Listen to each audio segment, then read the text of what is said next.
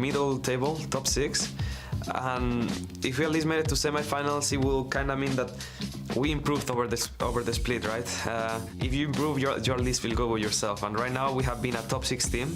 We have been like that the whole split, and making it to semifinals will mean that we have improved at least a step, and maybe even getting to the finals or third place it will already be like, yeah, okay, we improved a lot. We improved late, but we did. Man, all of these Peke videos are a bit of a tease, just like Peke's April Fool's joke, if you saw that, becoming an artist. But, you know, Power of Evil's back in. Welcome back if you're just joining us. This quarterfinal series is on match point for Origen. The teams are settling down on stage. I'm looking forward to seeing now Game 3. Power of Evil is starting. Yep. So Peke will not be jumping in just yet, despite all the video clips. So let's see if Power of Evil can make it 3 for 3. They're on the red side this time. Yeah, and Origen have been doing so well in this game, but we wanted to take a look at the top lane specifically, because that's where really unicorns have just been bleeding out. They have been bleeding out. There you go. You see the stats on screen. As Chachi has not been having the best of series. I mean, he got a good farm advantage in the last game, but died so many times. 15 deaths in 2 games. Just for context as well, across the 18 regular split games, Chachi gave up 51 deaths.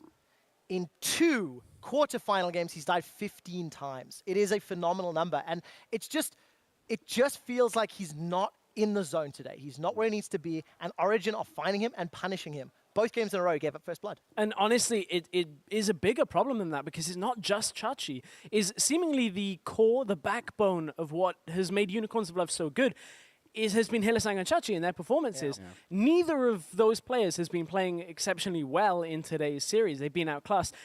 It's fair to say Steelback still is performing to what you'd expect, but with the rest of the team underperforming, it's so difficult for them to catch up. Yeah, I think a lot of the time, a lot of resources were used onto Hylissang, though, and it made it very difficult to get away from some of those deaths. But in the first game, I called that maybe it's just a bad game from Chachi. I mean, it happened, right? But 2 games, consistently, early game, gets called out, and starts that ripple effect. Like, there's something wrong. And of course, this is the only game of the series where Origen will be on the red side. They opted into it as they had side choice on games 1, 3, and 5. Unicorns made one small pivot on their pick ban strategy in the last game and was allowing the Jhin to go through. This time around, Azir still on the table. So let's take a look. Lulu, Orianna, Azir, all mid lane bans from Unicorns of Love. Rise, Thresh, and there's 1 remaining for Origen to remove. And what this does is put pressure now on Power of Evil. He can't blind pick something like his Ori, something like a Lulu. Does he go for the likes of a Lissandra? Does he look for, you know, the Varus that he's played? He feels comfortable enough to blind pick that in the last game, so why wouldn't he feel comfortable to do it in this? I think it almost forces him to go with an immobile mid laner, though, and then Unicorns of Love can punish that. Lissandra will be the final ban out from Origen. So yeah, I'm actually interested to see where Power of Evil goes from here, but they are on red side, so they do have that final pickup regardless, and they're going to see what Unicorns of Love are going to put forward first. Now, I wonder, were they maybe thinking, okay, Civ is available, Alistair's available, Nidalee's available, a lot of big tier picks here, but you may have been able to just take the Lissandra here on first rotation. It's not the best of picks, but looking at blind pickable mids, I guess Corki is the other option. Yeah, that is that's a good call. There is one catch for that. Fox, we know, likes to play those assassins. He has played a lot of LeBlanc, a lot of Zed in the past. So if PoE goes for something like that, there is some options for Fox to work around, but that is something we'll have to see later in the draft. For now, Alistair, Trundle, Poppy. It's all the tanks, all the front lines that are being locked in. Yeah, Miffy had a really good performance on Trundle as well, and I really like picking Trundle and Poppy in the same rotation, so you can't pick the Trundle into the Poppy.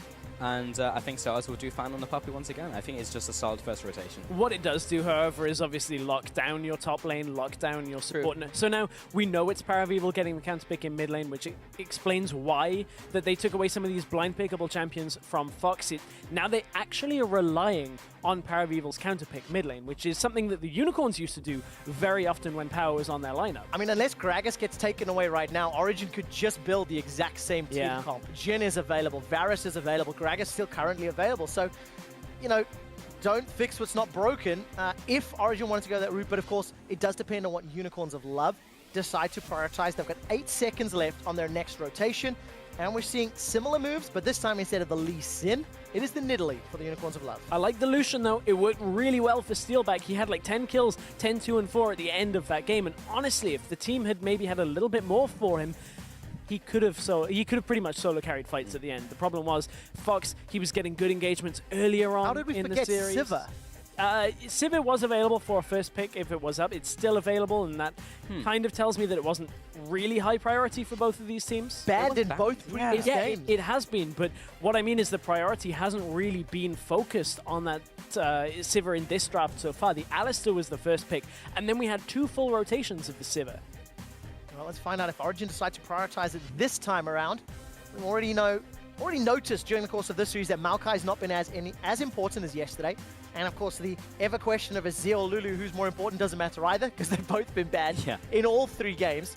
Neither team's going to have the option to drop themselves. So Sivir and Lee Sin locked in. Yeah, I really like the Sivir here into this composition. You have a strong front line, you just get them further into the team. And Unicorns of Love, I mean, did they really want to pick the Sivir with like a Nidalee and building a different type of composition? So it almost kind of gifted it over to Origen, and the rest of the bans went towards the mid lane onto Power of Evil, so they really need to exploit Power of Evil to make their ban phase work. This is the first game we're seeing of Sven on Sivir, though. Steelback had played 3 coming into this series, so now what's the adjustment that's been made? It's a style that Origen haven't really played too much. Sven, if he doesn't get super far ahead, can't really deal with too much of tank pressure without it getting super late game. So I do wonder now, how is this going to change what Origen want to do here? I think it's also very interesting when you consider Sven. This is his 10th AD carry pick in spring. For contrast, Steelback has played 5 different champions, so a significant difference. Corki locked in for Fox in the mid lane. Chachi's going to get his hands on that gangplank again, but there's tools to run down this back line, tools to run past the barrels.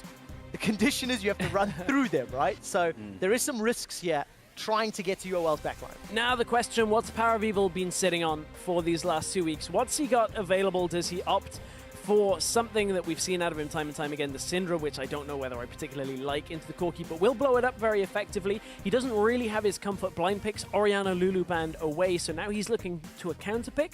Not too many champions that straight up counter pick the Corki in the lane. They also could do with a source of magic damage coming out here, so I guess the LeBlanc would be the snowballing pick here, but isn't the easiest of matches.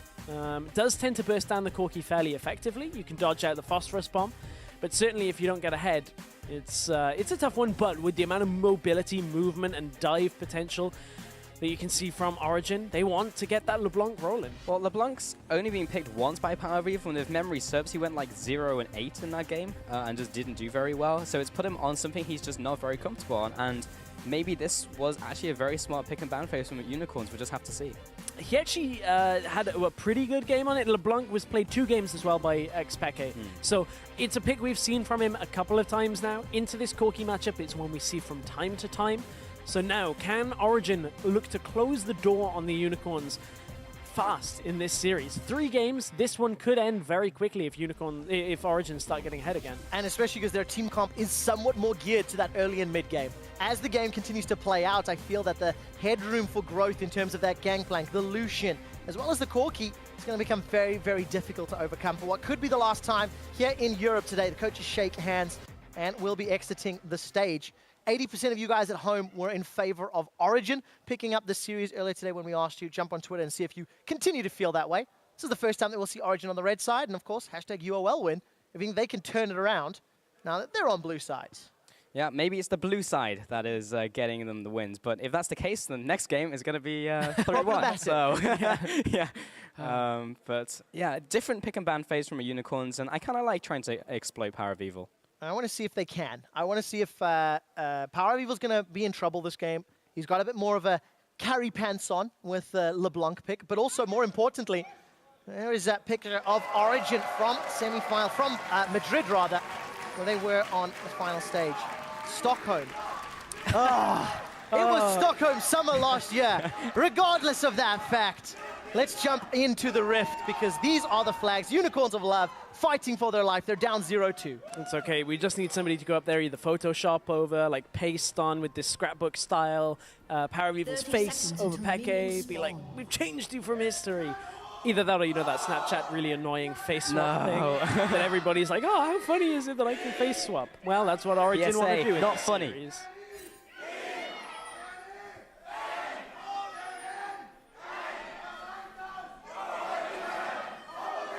Well, crowds turned themselves around. If that doesn't get you hyped, I don't know what will. The Unicorn fans earlier have been trumped. Turncoats. Or that is another possibility. Does that mean they built a wall down the middle and like separated the Unicorns and Origen's fans? Everybody's very fair and fun here. This isn't a British football game. Regardless of that fact, this is the first time that Origen have not got themselves a aggressive or cheeky early game. In the very first matchup, they were able to pull off that lane swap and then punish Chachi. The second game, they invaded very early on, and again, punished Chachi. This time around, lane swap initiated by Origen, and Mithy's going to have the support of Sven, bullying Chachi. Yeah, he's going to try and push them away here. Actually, gets the reset on the Mercor. Generally don't see it go that well for the support, but that's going to put Unicorns of Love behind by good 7-8 seconds.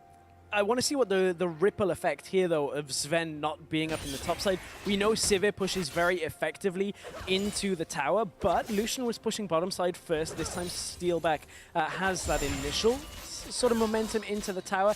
Now for Origen, do they push this into tower quite as fast is the real key factor. Well, we'll find out if they can. Luckily for Origen, they've got that Sivir, which is going to be exceptionally good for pushing into tower at level 2. Power of Evil takes advantage of the early trades, uses that Thunderlords and pushes Fox backwards. Once again, fervor of battles on the ADCs. Not seeing anything super surprising, and now the tower's under threat. Yeah, we've started seeing a little bit more Grasp of the Undying around the place, seeing it on supports every now and again. Trundle's a fairly trade-heavy support, and keep in mind when he puts down the Frozen Domain as well, gets that extra health back on the regeneration, so Grasp tends to be fairly effective on him. It's why we see it from time to time. We've even seen it on like Nautilus support a couple of times. Braum a couple times. Yeah, well. Braum a couple. Generally people who build like some health to actually make it worthwhile, but it's actually nice in lane. We also saw Kasing run like Thunderlords on Thresh the other day, so like it's good just for extra pressure. Talking about some of the other shenanigans, no mid lane teleport this time around. Nope. Flash Ignite for Power of Evil, Flash Exhaust for Fox. Important to note that that's the only exhaust. You've got an Ignite on Hylissang, so if Soaz or Amazing go off, that could be problematic. But taking a look at the towers, Chachi again just a few seconds behind. Nothing really major just yet, because it looks like the recall's already come in for the duo. Yeah, and that's the advantage of the Sivir, being able to push top. We were questioning, was it fast enough? Yes, it was. And also to touch on that teleport mid lane point, so Fox will have the package available. LeBlanc roams fairly effectively on her own anyway, so it does mean that you won't see those instant reaction TP plays into a 2v2. The river. Not again. Not again, Chachi. Not in a good position. He does have Flash, remember. And Sven's not there. Yeah, he just wants to farm the minions, so Mithy's going to get some extra damage down. He's going to utilize the Grasp and go back off the tower. You know what? That's our bad. We sold him out before we evaluated the threat, right? So well, this I mean, time like, round, we just expected history to repeat itself, right? Like, we've seen that situation multiple times, but props to Chachi, he gets out. I mean, he just walked away, but props. still counts, right? It is a significant improvement from the two previous games. So, lane swap is now going to put the duos inverted. So, Unicorns of Love shoving up top, Origen shoving down bottom.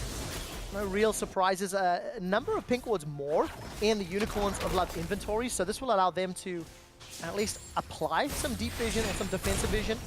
And I want to just keep an eye on where they actually place those wards. Yeah, pressure being exerted in the middle lane. Bottom tower is now also being pushed up, and of course Chachi's going to go into the top side as well.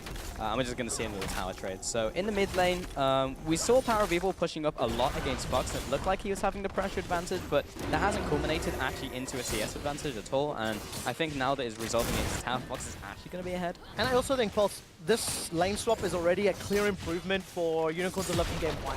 Oh, yeah. I know that is like a silly thing to say, I guess, but I mean, we're not seeing out of position. We're seeing the matching tempo for tempo. Even a slightly early priority here on this Rift Herald.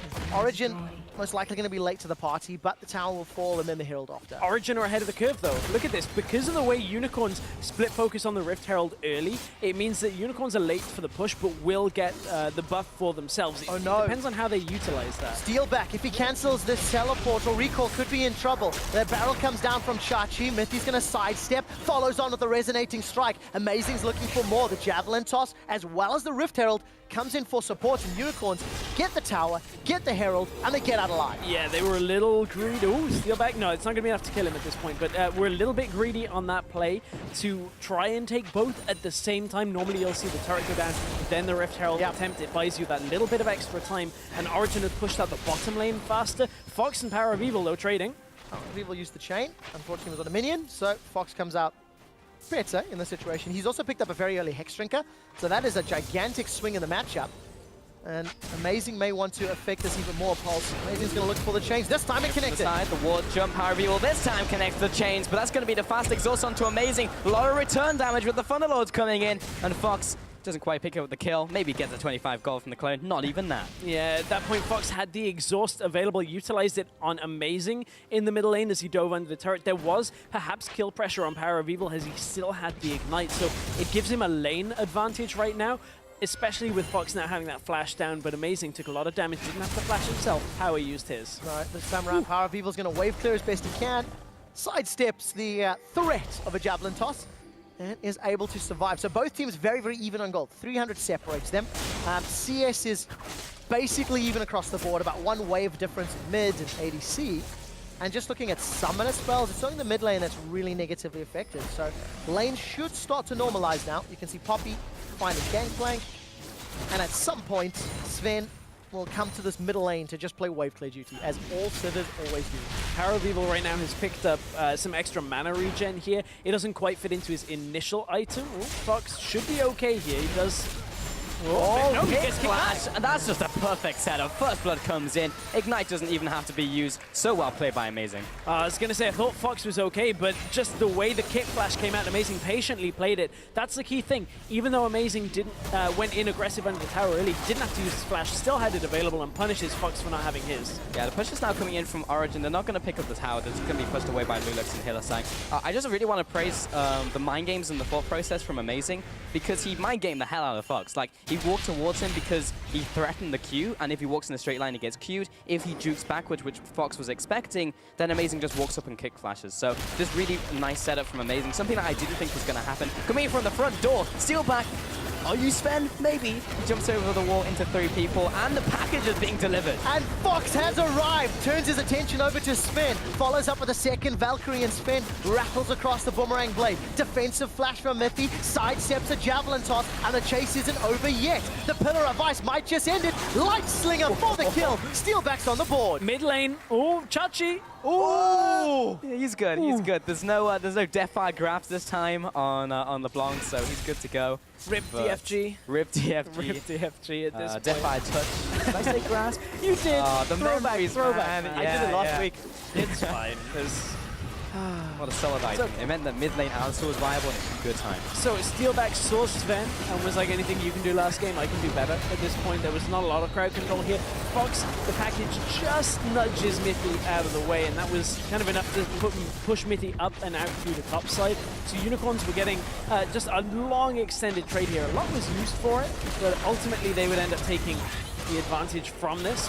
So many flashes and so many ultimates we used. And very good play from Steelback, knowing the limits of his damage, knowing the range, connecting with everything he needed to, and manages to at least pick up a kill. So Unicorns marginally ahead as far as gold is concerned.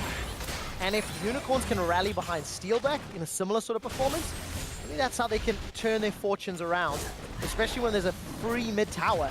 No one here from Origen to defend, although the numbers are coming. Look on the minimap. 4 members of Origen are looking to close in, and Fox is a target. Well, they're going to try and punish. The chains don't quite lock down Fox on this one, and Steelback will put a little bit of damage onto Soaz. Ultimately, the tower survives, but it's very low to death. The thing is, this composition wants to be the aggressive comp out from Origen. They want to be the ones that start to fight with this LeBlanc, with this Poppy. The only real wave clear they have that is safe is on Sven. So for them to be in a situation where they're defending against a 4-person tower push, they can only go aggressive to try and stop it. Oh, Sven. Well, his wave clear is made easier. I see you, Sven. When he has blue buff. All right, challenge down Chachi. bottom. 2v1. Chachi standing on a barrel, uses it onto Amazing, and this should be a fairly easy kill. It is, and Soaz picks it up. Yeah, by the book. I mean, there's not much to say about that apart from Chachi being caught out. Kicks him into the wall, Yeah, pushes him into the wall. Bop. Yeah. Just trying to say bopped him on the head. Yeah. Good Can addition. you bop someone with your foot? I don't know. I think that's a little violent. It's like roundhouse kick, bop. Like, I don't think that works. Still counts. All Power of Evil's going to do a little bit of poke Take your word onto for it. Fox. And remember, Sven was able to steal that blue buff away, so Fox's wave clear has been negatively impacted, especially because he has no mana. That's pretty useful on a That's Corki. Can confirm. I mean, the reason, so this is very kind of like nitpicky, but he hasn't got anything towards the mana crystal item, so he's kind of gone down in his ability to wave clear over a long period. Oh, Oh, Power of Evil jumping back onto the distortion pad, and that's just going to result in a kill over to Chachi. Yeah, sure, I'll take that from bot lane. I mean, I'm just farming away. I guess I'll take a kill in mid lane. That was weird. Oops, I think is what sums that one up. Power of Evil with a little bit of a misplay. Maybe not quite as comfortable on this LeBlanc this game as we've seen in the past. Certainly hasn't had the best of starts to the game. Yeah, I'm done. I said he had a bad game. He had a really good game. He got 8 kills, not 8 deaths. And yeah, he did really well in that one. Less good in this game, so maybe I shouldn't have said anything at all and being like, he's had 2 bad performances. spreadsheets can be hard. Yes. Yes, Manages it's when to. Thank you for the correction. Fair play to you. problem. it's when you get the losses and kills column. Like, Yeah. man, they've lost 15 games on this. Oh dear. There hasn't even been 15 games, but While okay. Chachi may be in some trouble. Amazing is going forward. Kick flashes. There's not a lot of support yet. Trying to buy time. Look at the mini-map. Here comes Fox. Amazing. Bought of some more time. Power of Evil wasn't able to get there in quickly enough. And that means flash.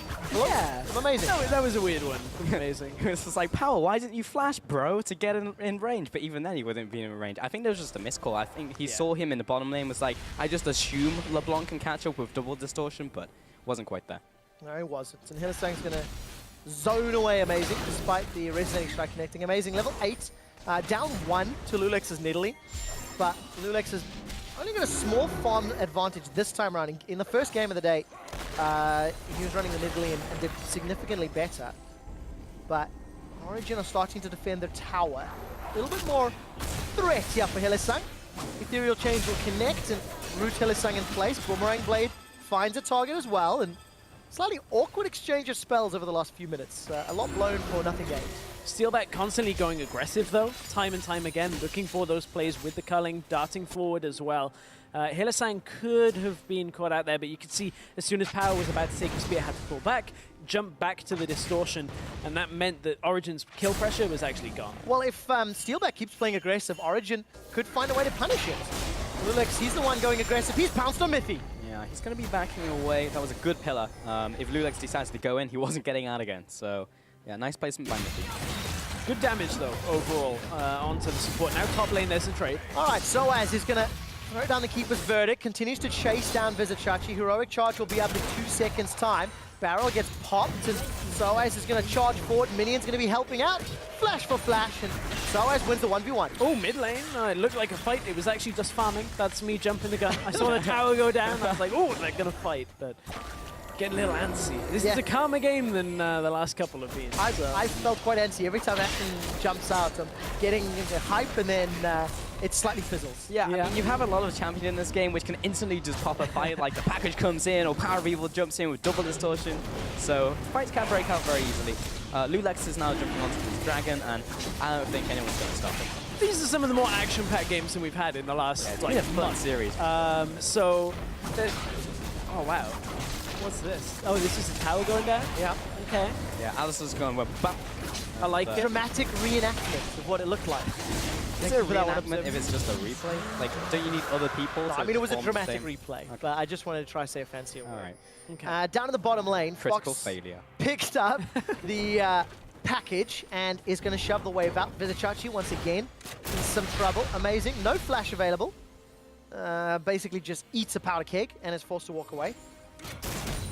And after that first kill, Amazing, he's trying to make picks happen, but he's not finding success just yet, Pulse. I think you have to in a game like this. When you're running LeBlanc mid, and they were kind of forced to with the bans that came out from Unicorns of Love, that he couldn't play a control mage, so now we need to accelerate the early game, and it definitely puts the onus on Origen to try and do that, but Unicorns of Love are actually ahead. So it feels like when Origen are having to make the aggressive plays, take that crap, then Origen will fall behind because Unicorns of Love can kind of make those reactive plays, which I feel that maybe a little bit better at.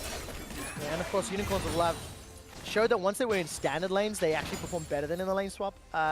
In terms of the sample size, went even this time round, but still bit off a little more than they could chew in that top lane. Close, a lot of damage on Sven. Origen found a way to pick up kills in mid, found a way to almost punish top lane. So it just feels like Origen are playing the lane swap basics and decisions around it better. But how the game has gone from that feels very similar to how last game went. You know, Unicorns, they have this lead for the early game and they're slowly extending it. But Origen, if they can get, you know, that good fight that they got in the last game, maybe pick off Hylissang. We've seen a couple of times where Hilly has been slightly out of position. The same with Chachi. One of those can kind of compound the game now into perhaps Origen taking at least a comeback. But it's kind of tough to call because Chachi, this game is actually on par with Farm and Soaz. The last game, Chachi was significantly further ahead, so maybe there's an option there for Origen if they can get this Poppy rolling. Well, when is the point in the game where Unicorns of Love want to start turning on? Because right now, it just seems like farming is the name of the game. See if Origen make a play, and then we can react to it, and then generally just farm up. Like, calls have been picked up by both AD carries, and it seems like you don't want a lot of interaction until you hit, like, later mid-game. Yeah, well, I mean, they're looking for the Triforce and second item now. So Fox's Triforce and steal back second item, to be specific on that. Hilly wants maybe to go aggressive. You can see him just posturing towards that middle lane, shows his head. You know, doesn't really feel like going in, so moves back around and out. But right now, Chachi's accepting a wave in the top lane. Wave's been pushed out in the bottom side, and that is being picked up by Fox as well. So there's no real reason to fight on the middle part of the map. Only one dragon's been taken so far as well, picked up by Unicorns of Love. Origen yet to contest on that one. We've not seen dragon priority for Origen, which is actually somewhat of a change from the regular split, where Origen was still playing maybe an older school style. Just picking up dragons where appropriate. Power of Evil is going to start to recall here, and Hylissang is he thinking about this? Flash, pulverize, he's caught PoE, and the javelin dashed away. But he had just the right amount of frames to jump out of there with distortion. He must be mashing that key so hard to get out of there.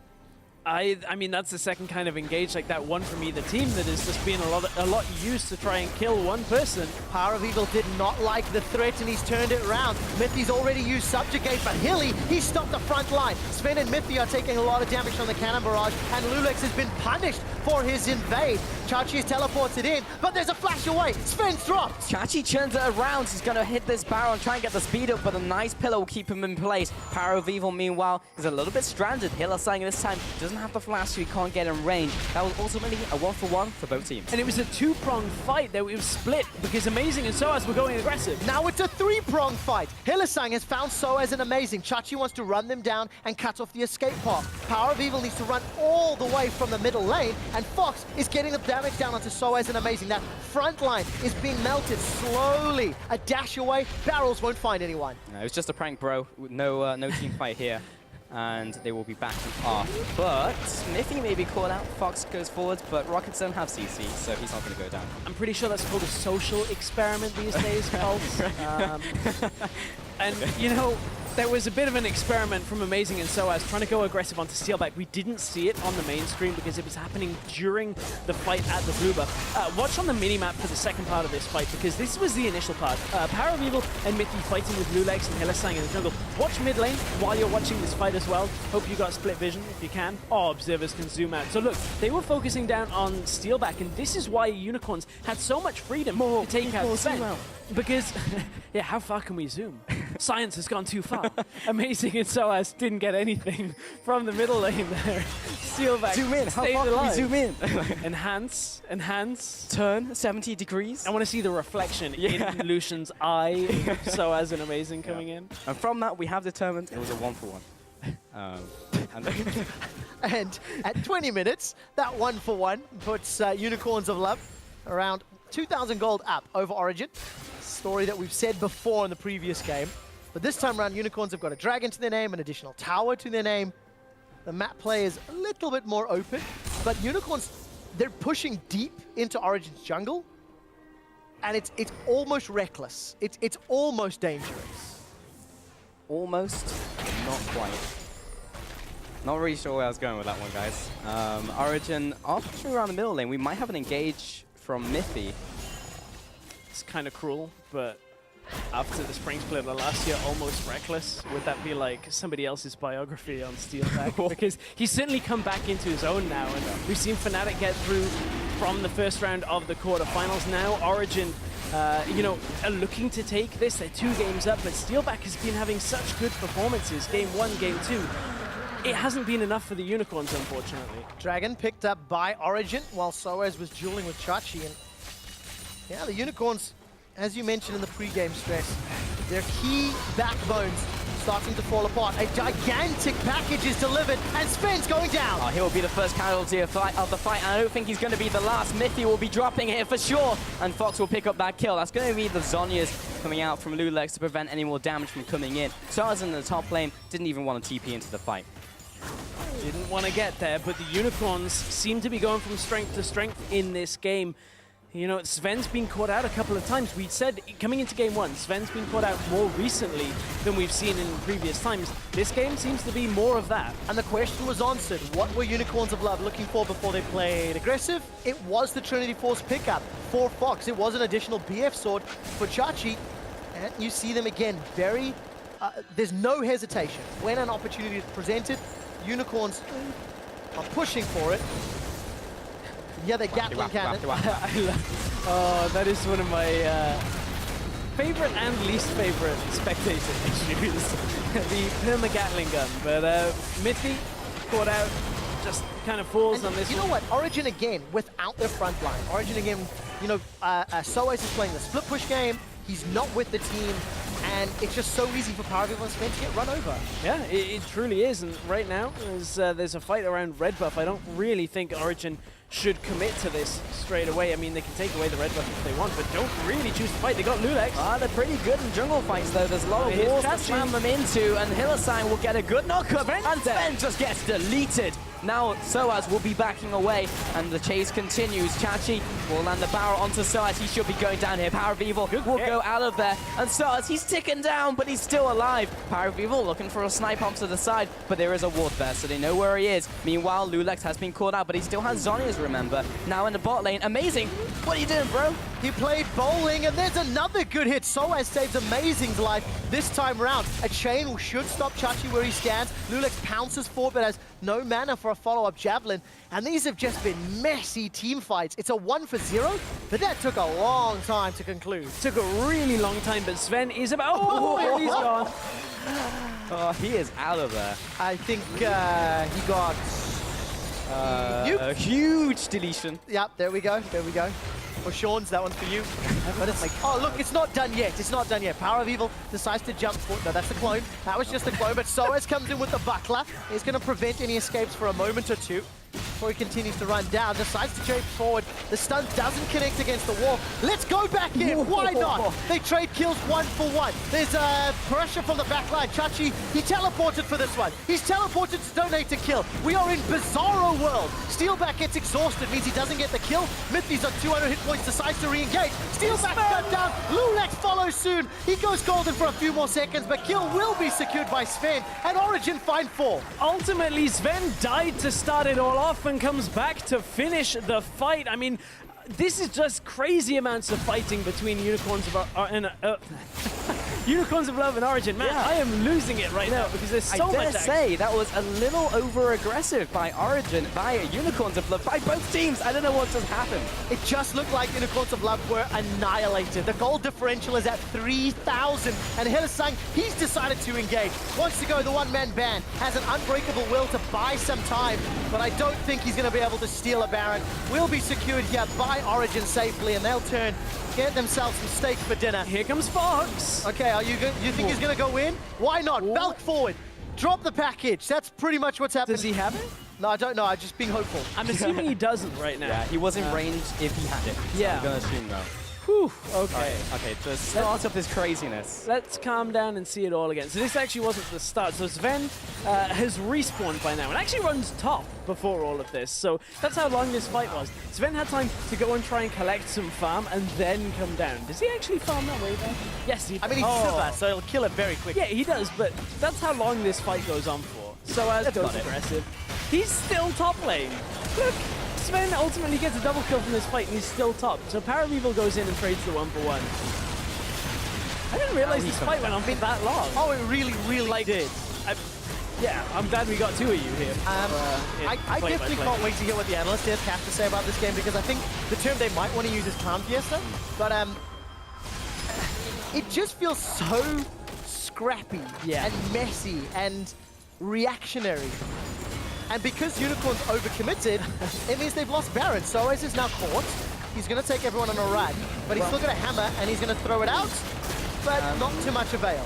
No, he's dead, and now Lutus is over the wall. This is going to be the chase in by Origen, though. They lost Soaz, but they have the positioning to maybe pick up a kill and return. Fox is locked in there with 3 members from Origen. Sven almost goes down, but he'll be living to fight another day. That was a 1-for-1. Mithy with another great Trundle pillar here, and honestly, we talked about this Alistair coming into game 1 of this series, and his Trundle in game 2. Mithy has been back on point. I think you look at some of Mithy's performances over the last couple of weeks, you could say that it was just not quite the same that we've expected from him, but Origen have gone from strength to strength, and Mithy is back with a vengeance in this series. Yeah, and it's very, very important for Origen, because all of the questions around how would they perform, what was their strategy, even though this is messy, it is still working out in Origen's favor.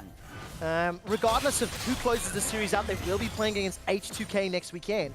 And you know for a fact that H2K are watching this with hawk eyes. Yankos has already commented a few times on Twitter, and we'll be looking forward to that matchup. That's normally the death knell, though. I saw Yankos tweet, well, looks like we're facing Origen. Don't see what Unicorns can do to come back in this series. I'm like, that's optimistic. Yeah, Yankos, I've seen that backfire once or twice before. I think this game could definitely go either way, but it's Unicorns of Love having to win 3 games in a row. Origen for sure have looked better in this series. I agree, it's been messy. There has been relative control, but you go up against a team like H2K, I still feel like Origen or definitely Unicorns of Love will get dismantled. This is very similar, though, to game 2, how, again, it all comes from a fight that Unicorns just don't really take in the smartest way, and it turns into a Baron. Baron turns into now a small lead for Origen, or now they're slightly behind because of the farm that was picked up in the last few minutes from, or the last couple of seconds from the Unicorns. But still, it's back to an even game right now, whereas Unicorns did have themselves a lead. Yeah, quite a sizable one, actually. It's around 4,000 gold at its peak. And Origen with Baron, and that Baron power play that was nearly 3,000 gold. I'm rounding up, Pulse. Works out in favor of Origen. They've regained complete control. They've got themselves inner turrets to take down in all 3 lanes. So that's what Origen are starting to look at and starting to set up. But they've been quite committed. It's kind of like they want Soaz to play that side lane and just TP and win needed. Yeah, I think there's a good chance that Origen will look to make a play here. Paravi was trying to do it onto Fox in the bottom lane. Wasn't quite in range for the distortion because the pack has just gone off Fox. They got the global announcement. It's like, okay, let's play defensive or just get barreled. Power of Evil, amazing, kind of back away. Culling comes across as well. It's a bit of damage onto Mithy and amazing as they back away. Power of Evil trying to put some poke down to try and soften up their targets before they go in. Followed up with a fight over the Raptor. Yep. That's exactly what this game has become. 30 minutes in, 8 kills to 11, with all of Unicorns occupied in the middle lane. It allowed Soaz to shove all the way to the inner turrets, but he only gets a little bit of damage down before he backs away. Well, 50% of his tower, that's quite a lot, actually. Power's pushing the bottom lane out at the same time, and Fox comes through. Are we rounding that? We can round potentially. Just check. Can't, but hey, I'm not the maths genius here. no, quite the opposite. It's Colin Spellsy. Yeah, I don't think we need to waste his time. No. Yeah. Well, regardless of that fact, Stress, you were talking about Soaz pushing in the top lane, and yes, the fact Unicorns are being pulled in multiple directions. And but the thing is, Power came down to the bottom lane, and without teleport, it meant that you had 2 choices. Either Unicorns could look to fight elsewhere on the map and look to try and take the numbers advantage, or they send Fox down to the bottom lane and clear it out, which is what they actually did. Unicorns had, you know, the chance maybe to go aggressive, but trying that at this point is, you know, potentially losing the series. Unicorns are one big mistake away from losing this game and losing this series and being out of the playoffs. Alternatively, they're one big play away for keeping their series hopes alive, because if they just let themselves get pushed in over and over, we've actually heard multiple times throughout the split that teams feel if you're not playing aggressively, playing on the front foot, you are in fact losing the game.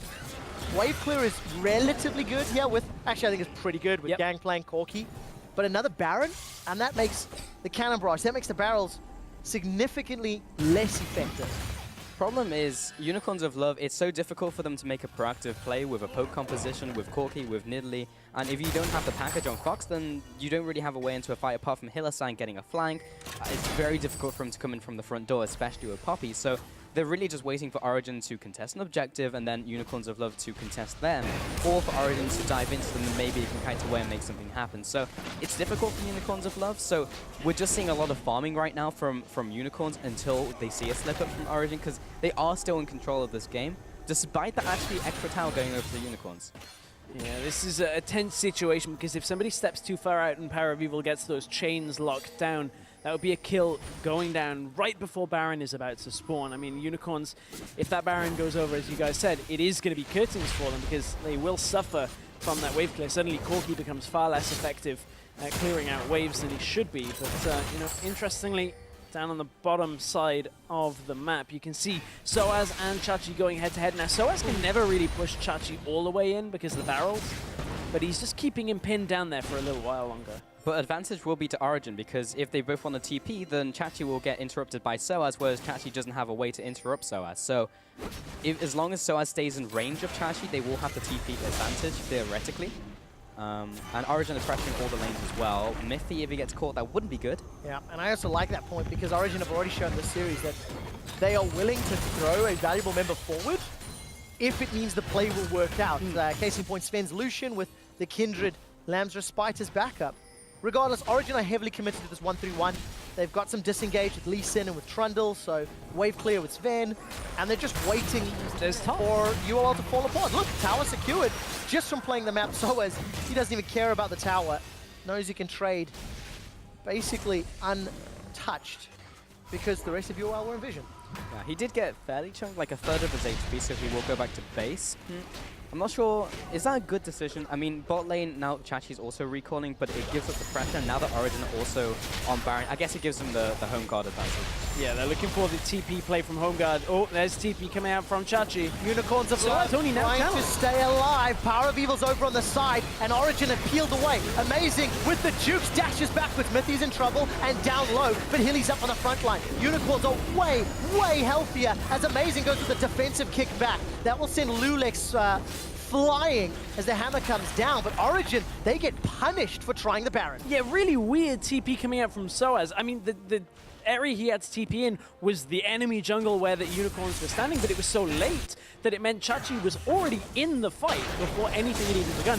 Uh-oh, now Unicorns have started the Baron. We actually saw this in the last game, and this backfired spectacularly for them. 5k health left. Unicorns stuck in the pit against Origen. Origen have to do something here, and that's the spike going down. Lulex will pick it up, but Unicorns, they're stuck in the pit, and now Soaz will be getting in here. He's already got a kill. It's 2 for 2. Defensive flashes as Fox, Lulex, and Chachi run away. The enhanced recalls means they will be able to get away. Mithy's in trouble. Lulex bounces out.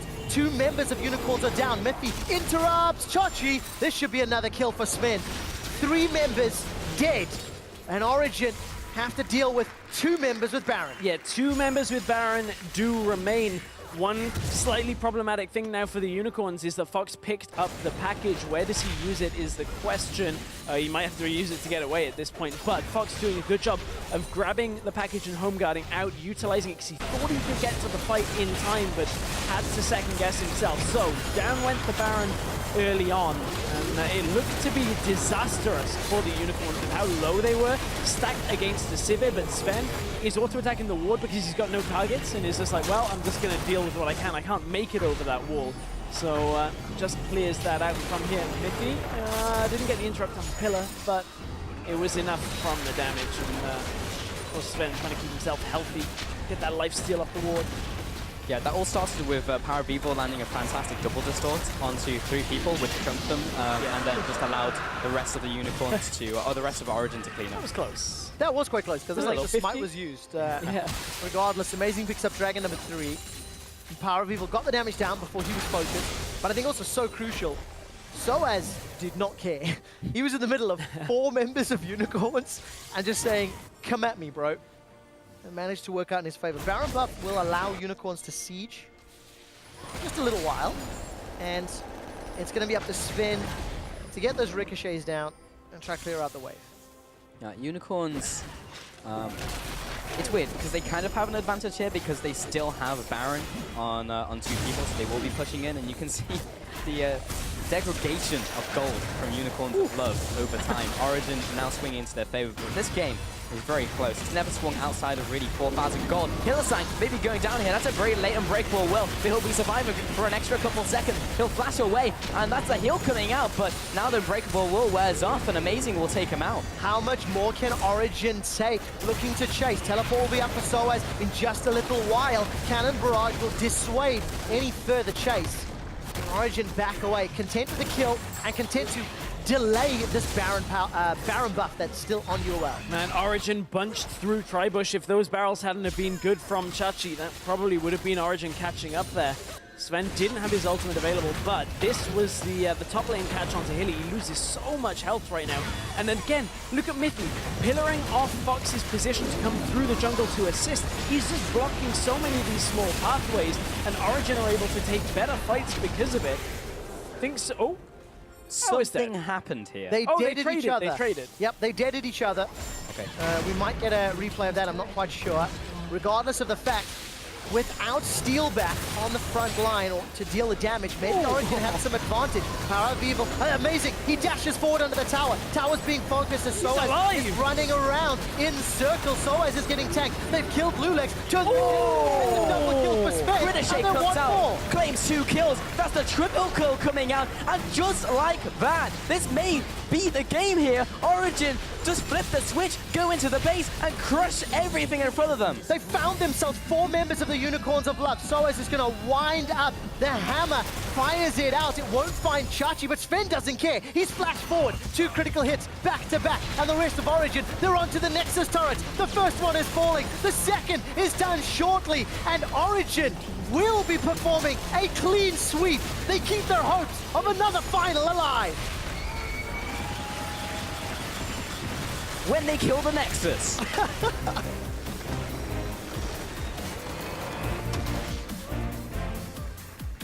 It's not the most excited we've seen Origen, Yeah. and it was Samba. a confident 3-0. It was always the question coming in, which team took the 2 weeks better to prepare? It's Origen, unequivocally. 1, 2, 3, Origen! Also the first time we've seen Nico on stage with the team as well. You got to think about how much that impacts them in terms of picks and bans, because there was impact there, of course. And yeah, we were thinking whether Unicorns of Love and their gambit in that game, targeting Power of Evil would pay off. Ultimately, it didn't. There just wasn't enough from them in this game or this series. No, I mean the Unicorns were really sloppy actually when you look at some of their play, but Origen were very crisp. Even in some of the fights that shouldn't have been happening. I mean, it's a tough loss to take because it's kind of a 50-50. It's not like you can just say, well, you know, in every single scenario they outplayed us. Some points were just Unicorns letting small errors become big errors, and that expands into a loss. Very, very serious somber looks there from Sheepy as he leads the Unicorns off stage. And, you know, I have to echo what you're saying, Stress, like that multiple times in games 2 and 3, Unicorns earned several thousand gold lead. Multiple times, Origen were punished. They fell behind. But being out of position and being caught out allowed Origen back in the game. And then I do think both teams demonstrated a willingness to go forward. Not always in the best way, but I do prefer the proactive, aggressive plays, even if they're messy, than, you know, sitting back just waiting to lose. Exciting to watch. Sure. And it's exciting also to watch the bottom lane from Origen, Sven and Mithy, actually looking like we've seen them. Yeah. And it's not for the fact that you could say, oh, you know, Steelback and Hilly maybe didn't show up. No, Steelback performed well in these games as well, but it was exciting to see Sven and Mithy actually performing up to maybe what we've come to expect from them. Yeah, the problem was there was a lot of moments in that game that were just like, but why though moments, you know? Yeah. Like they just go for fights because, oh, Raptors is up, let's go fight over it. Like it didn't really make a lot of sense. And now they're going up against H2K, who are a very smart team. I feel like they're just going to get taken apart. Yeah, we'll have to find out when we get there. And also, what Peke factor was there? He wasn't needed today. Maybe he'll be needed for H2K. We're going to head to Pyrotechnics on stage to talk to the victorious Origen. Excellent pronunciation, and thank you very much, Treb. I am, of course, joined by the mid laner and the jungler, of course, Power of Evil, and amazing, fantastic series, guys. 3-0, way to close it out. Power, you had a particularly dominant performance, but this team altogether did excellent, amazingly, and, sorry, the pun. I want to know, did you guys really expect it to be that quick and that clean? Well, so from our scrims performance, I think in the last 1-2 weeks, we performed way better, and I think I just felt we had better synergy, better calling. Like, I knew what I need to do more than the weeks before, so for me it pretty much clicked way better. I'm glad you brought that up. I mean, that has been something that we've been expecting to see from you guys, and we saw it finally start to come out towards the end of the split, and now 3 games, excellent performance, amazing. This team, you guys seem to have clicked together even better in playoffs. Is that something that is just a playoff thing, or now you guys have it all in your head? I think we're better now than we were during the regular season because it actually matters now. So there's like this intensity factor that's coming in, especially from a team that has been to Worlds, semifinals and everything like that. I think expecting them to perform to the other best during the regular season is kind of weird because it's not the same kind of intensity that you can bring during every regular season game that you can bring towards Worlds. So I think now that it actually matters, we care more and we're actually happy playing. So I suppose that's coming in. But this series in particular, I think that Unicorns were just outmatched to a certain extent, and I think they were the weakest team of the 6 teams that were actually qualified for playoffs. So I wouldn't put too much emphasis on this particular series. All right, well, still fair enough, and you guys did play it out very cleanly. Power, for you in particular, you got to play some signature champions. Your Oriana coming back. It always seems to work its way back in. Tell me a little bit about the choices that you guys have picked up, those champions as a team, and how you really have adapted that style into the way Origen's able to play. Well, so I think a huge factor was watching Pekka play scrims because I learned way more about communication, about way more map awareness, so I'm kind of more aware of where to stay, even lane swaps. You know, I'm learning a lot from just watching the games, and we pretty much changed the playstyle a little bit more to like control mages on me, and I can play a few assassins if needed. As example, today I think Ori, Azir, and Lulu was banned or something, so we thought about just taking the LeBlanc for sideline pressure, and it worked out as well. I'm glad it worked out for you guys in total. So now you're going to be going on to Rotterdam. But before that, of course, the semifinals coming up. H2K, amazing. Do you have, I don't want to say a prediction, but do you have any idea how you think that one will shake out? It's quite hard to say. I think HGK is really strong, and we scrimmed against them. We saw how strong they were, so we have kind of an estimate about what we got up against. But I don't want to like name myself anywhere and just say we're going to 3-1 them, 3-0 them, or something like that. I think it's going to be a good series, and that's all I can say. Fair enough. So I'll direct the last one then to you, of course, Power. So basically, same thing. Do you think that this magic that you guys have finally found to click together will be enough to put you over H2K? I think we will see, but I think we can make it, yeah. All right, well, expecting great things from you. And once again, GG, gentlemen, thanks for joining me here. You can go back and join your team. For now, though, we're going to send it back to the analyst desk to break that down and wrap up the day. Thank you so much, Pyra. And we have Mithy here with us as well. First off, congratulations is in order. Thank you. I'm sorry for my hair. I came to play today, not to the analyst desk, so kind of didn't really. I think it looks fine. Being honest, being honest. Thank you. Thank you. Well, you did come to Appreciate play. that. I want to jump on something that Amazing said in the interview. He says not to emphasize this series too much because the UOL looked out of sorts, because we had the impression that you guys also at times were struggling still a bit. So I'd love to get your view on it. Yeah, we just played really bad. So hopefully we look at these games as warm-up, fix our mistakes, and maybe put off a good game against H2K. I think H2K play way more clean, and it will also make us play clean, I think. I think it goes both ways. Yeah. No, I really think like Unicorn, they had the lead in 2 games, right? Like, yeah. If you throw 2 games where you have the lead, I think like you can be happy of your performance because you won in the end, but you want to win from the beginning to the end. And it means that early game was a little bit also the fact that we fall behind at the beginning makes the games go a bit animalistic, I would say, you know, because you wanna trade blow for blow, blow for blow, blow for blow, so you kind of like not let them get a lead, but instead like keep the lead equal, and eventually at some point maybe one of those blows comes harder on your side, and you kind of stabilize. So whenever you're falling behind, you want these kind of games. Yeah, I agree. Like this is something that comes like if you have 2k gold disadvantage at 15 minutes and 2k gold at 35 minutes, and the 2k gold at 35 minutes is irrelevant. So I like this mindset. I feel like, though, this is something we've heard before when teams play against Unicorns of Love. Yeah. Where often the games end up being Unicorns constantly looking for like TP fights instead of actually playing side lanes. They always want to TP into mid, fight you guys over and over. How difficult is it, I guess, in a sense, to adjust to it if you normally just want to play a more clean game and then suddenly you have to like constantly fight over and over, or was it easy enough? You just have to use your brain, honestly. Like, you know they're going to do it. It's what their comp revolves around. I think with GP it was a bit different because we didn't really get so much scrim practice against GP. So it was kind of like everything was a bit messy. But usually when they have double TP, like the first game, what you want to do is just know that they can TP, talk for wards. You know, everyone has to communicate about where the wards are and so on, and just play maybe with 3 scans and just really like be aware that they can double TP, know how long you can push and know what they can do before you do something yourself. I also think, sorry, go ahead. I wanted to jump on this because I think the Unicorn plays a good 1-3-1. They even show it. They won against H2K thanks to that. Debatable. So, yeah, I think they're too aggressive in looking for fights instead of actually playing side lane without pressure. Not in this series. Sure. And I would also say that it comes down with GP pick, because obviously in the game 3 you banned. You picked Trundle Poppy first rotation when they picked Alistar, so you obviously get the better matchup top lane. So Soaz gets like happy in the way. And in the second game, where like Soaz gets Poppy and you face GP, even if like GP is ahead, he will obviously punish Poppy, but this is not how the game is meant to work at 20 or 25 minutes. You usually look for a TP play with your advantage, sending him the ward, but what can GP do?